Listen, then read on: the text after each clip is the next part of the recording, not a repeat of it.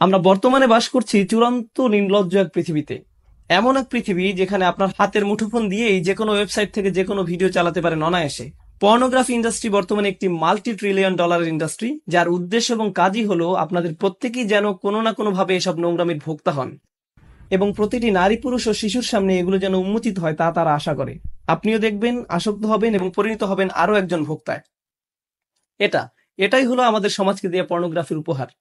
এটা তৈরি করছে অমানুষ, মানুষকে পরিণত করছে পশুতে, যৌন বিকারগ্রস্ত মানুষে।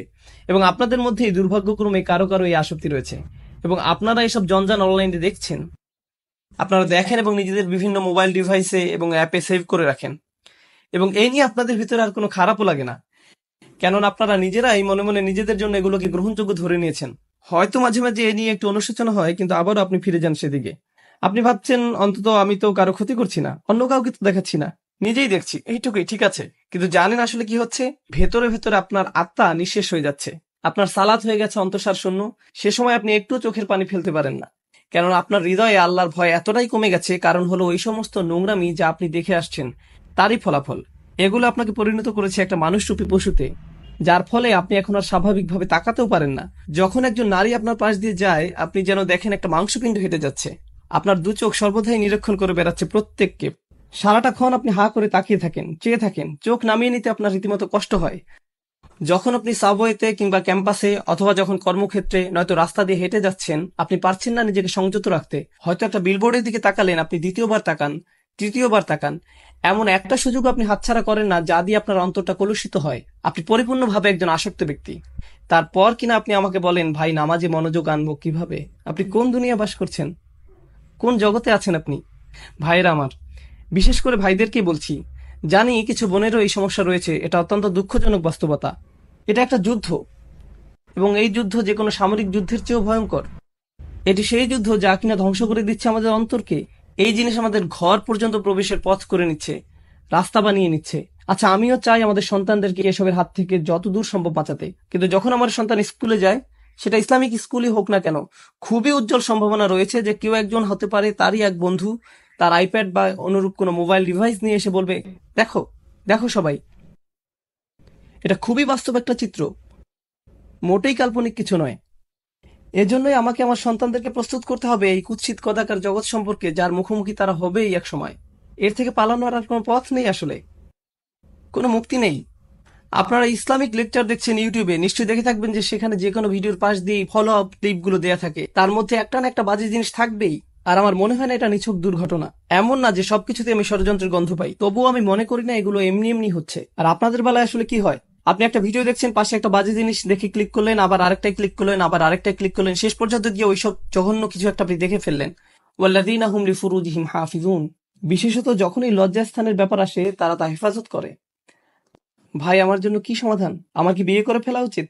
দেখলেন না ওই দিন যেমন একজন জিজ্ঞেস করলো, আমি কিভাবে এখনই বিয়ে করতে পারি? না রে ভাই, এই জিনিসের সমাধান বিয়ে নয়। আপনি যদি একজন যৌন বিকারগ্রস্ত হয়ে থাকেন, তবে বিয়ের পরেও আপনি তাই থাকবেন। আপনার এখনই লজ্জা না থাকে, তো বিয়ের পরেও আপনার লজ্জা থাকবে না। সত্যি। আপনি ভাবছেন বিয়ের মাধ্যমে আপনার সমস্যা শেষ হবে? না, আপনার সমস্যা বিয়ে নয়, আপনার সাহায্য দরকার। আপনাকে এসব বন্ধ করতে হবে।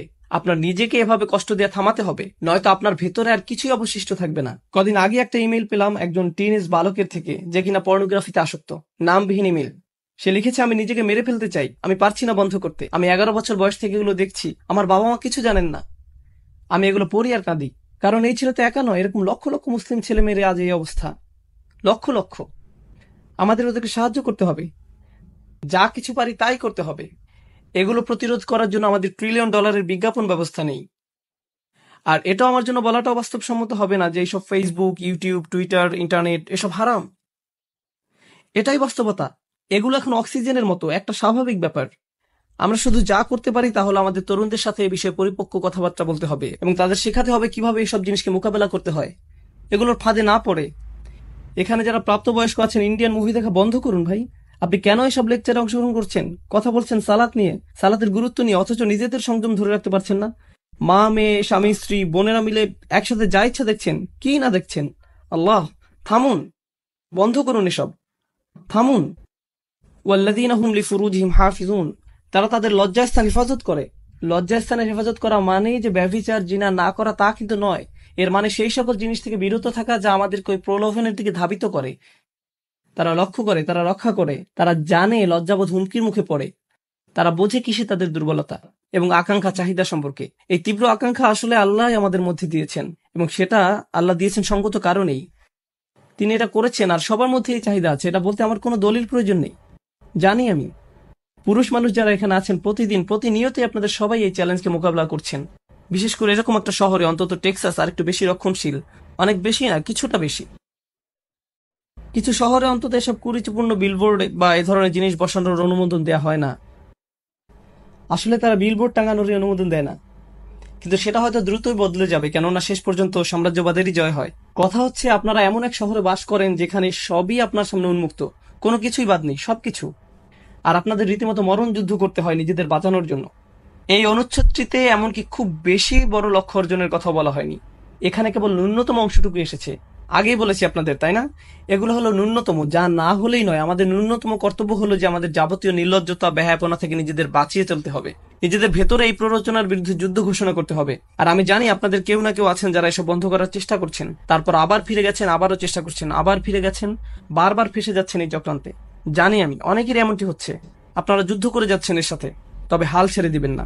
আর সেজন্য যা প্রয়োজন করুন, কখনো একা থাকবেন না, সব সময় ভালো বন্ধুর সাথে থাকুন, লাইব্রেরি চলে যান আর সেখানে পড়াশোনা করুন। এমন কোথাও চলে যান যেখানে আপনার আশেপাশে আরো মানুষ থাকবে, কারণ আপনি যখনই একা থাকেন শয়তান আপনাকে একা পেয়ে বসে। আর আল্লাহর ভয় যদি আপনার মনে যথেষ্ট না থাকে, তবে অন্তত মানুষের ভয় যদি কাজ হয়, অন্তত নাই মামার চেয়ে তো কানা মামা ভালো। আপনারা জানেন এসব কথা অন্যখানে আমি আগেও বলেছি, বাবা মায়েদের আরো বলছি, যদি আপনার বাসায় কম্পিউটার থেকে থাকে দয়া করে সেটা ল্যাপটপ না হয়, বাসার ডেস্কটপ রাখুন। আর মনিটরটা যেন বড় হয়। আর এটা নিশ্চিত করবেন কম্পিউটারটা যেন রান্নাঘর কিংবা খাওয়ার ঘরে থাকে, বসার ঘর ব্যবস্থা করবেন না। বাচ্চাদের ঘরে তো নয়, এমনকি আপনাদের শোবার ঘরেও না, খাবার ঘরে কম্পিউটার রাখবেন, একদম সবাই দেখতে পাচ্ছে এমন দিকে মুখ করে। তুমি হোমওয়ার্ক করতে চাচ্ছ, করো, মনিটর এদিক ওদিক ঘোরাতে পারবে না, সবার মুখের সামনেই থাকবে। এভাবেই আপনাকে করতে হবে, বুঝলেন? এভাবেই আমাদের সাবধানতা অবলম্বন করতে হবে। আপনার 11 বছর বাচ্চাকে স্মার্টফোন দিবেন না, কি ভাবছেন আপনি? ব্যাপারটা মোটেও স্মার্ট নয়। বাচ্চাদের আপনারা স্মার্টফোন দিবেন না? আমি কেন এমন দেখি যে ইসলামিক স্কুলে ক্লাস 2 বা 5 এর বাচ্চার হাতে আইফোন 5, আমার নিজেরও আইফোন 5 নেই, আর তাদের কিনা আছে, কিসের জন্য? আপনারা জানেন এগুলো কত ভয়ঙ্কর হতে পারে? ইল্লা আলা আজওয়াজিহিম আও মা মালাকাত আইমানিহুম ফাইন্নাহুম গায়রা মালুমিন। আর তাদের স্বামী স্ত্রী ব্যতীত, তাদের অধিকারভুক্ত দাসী ব্যতীত, সেক্ষেত্রে সংযত না হলে দোষের কিছু নেই। আল্লাহ বলছেন আমাদের এসব আকাঙ্ক্ষা রয়েছে এবং আমরা সেগুলো সম্পাদন করতে পারবো, পূরণ করতে পারবো, কিন্তু শুধুমাত্র আমাদের বৈধ স্বামী স্ত্রীর মাধ্যমে। কিন্তু এর বাইরে আমরা কোনো কিছু করতে পারবো না। আরেকটা ব্যাপার, যখন মানুষ ওই সমস্ত জঘন্য জিনিসে আসক্ত হয়, অবিরতভাবে ওইসব নিয়ে পড়ে থাকে এবং অতিরিক্ত বেশি পরিমাণে সেসবের সংস্পর্শে থাকে, তাদের দাম্পত্য জীবন হয় দুর্বিষহ। ভোগ সুখ নিয়ে তাদের নিজেদের ভেতরে এক ধরনের অলীক এবং অবস্থর ধারণা গড়ে ওঠে এবং তখন তারা নিজেদের স্বামী স্ত্রীর কাছ থেকে সেই সুখ খুঁজে পায় না। ঘরে ঘরে এগুলো নিয়ে অনেক বড় ফিতনা তৈরি হয়, পরিবার ধ্বংস হয়ে যায়, মুসলিম পরিবার। এগুলোই বর্তমান সমাজে আমাদের হচ্ছে। আল্লাহ তাদের সম্পর্কে বলেন যারা সালাত প্রতিষ্ঠা করে। তিনি বলেন, আমি বর্ণনা করছি যারা সালাত বা নামাজ প্রতিষ্ঠা করে, এগুলো হচ্ছে মওসুফ আল মুসল্লিন, সালাত প্রতিষ্ঠাকারীর বৈশিষ্ট্য। আল্লাযিনা, সব আল্লাযিনাগুলোর প্রত্যেকটি হচ্ছে মুসল্লিদের এক একটি সিফাত বা বৈশিষ্ট্য। অর্থাৎ যারা সালাত কায়েম করে তারাই হলো সেসব মানুষ যারা নিজেদের সালাত কায়েমের ব্যাপারে নিয়মিত এবং অবিচল। এরাই হলো সেসব মানুষ। ফামান ইবতাগা ওয়ারাআ যালিকা ফাউলাইকা হুমুল আদুন। আর যারা কিনা এই সীমার বাইরে চলে যায় তারা মূলত আগ্রাসনে লিপ্ত। এসব কাজে এক প্রকার আগ্রাসন। দেখুন, যখন কিনা আদু উল্লেখ করা হচ্ছে অথবা আদিন আসছে আদুন থেকে, আদা থেকে, ঠিক আছে? আল আদুন, আল আদাওয়া আরবিতে এর মানে হলো শত্রুতা। আল্লাহ বলছেন যারাই কিনা তাদের কামনা বাসনা চরিতার্থ করে হালাল পথের বাইরে, বিবাহের বাইরে, যারাই সেটা করে তারাই এক ধরনের সক্রিয় আগ্রাসনে লিপ্ত। প্রশ্ন হচ্ছে কার বিরুদ্ধে এই আগ্রাসন? কেননা আপনি যখন শত্রুর কথা বলেন তখন মাথায় আসে যে সে শত্রু কার শত্রু। যদি তারা শত্রুতে পরিণত হয় তাহলে কাদের জন্য শত্রু? আল্লাহ সেটা বলেননি, উল্লেখ করেনি কোন মাফউল বিহি কিংবা কোন জার মাজরুর। এর মানে কি হতে পারে জানেন? তারা তাদের নিজেদের শত্রু, তাদের পরিবারের শত্রু, তারা এমনকি আল্লাহর দেয়া শিক্ষার বিরুদ্ধেও শত্রুতায় লিপ্ত। বুঝতে পেরেছেন? এরাই হলো এই ধরনের মানুষ। আপনার আর আমার সবচেয়ে যে গুরুত্বপূর্ণ সম্পদ তা হলো আমাদের অন্তর, আমাদের হৃদয়। আর এই নির্লজ্জতা আমাদের অন্তরটাকে ধ্বংস করে দেয়। নিশ্চিহ্ন করে দেয়। সবচেয়ে মূল্যবান যে জিনিসটিকে আমাদের সুরক্ষিত রাখতে হবে তা হলো আমাদের ঈমান। আর এইসব নোংরা জিনিসগুলো আমাদের ঈমানকে নষ্ট করে দিচ্ছে, আপনাদের ঈমানকে দুমড়ে মুচড়ে ছিঁড়ে ফেলছে। এরকম হতে দিয়েন না আপনারা আপনাদের সাথে।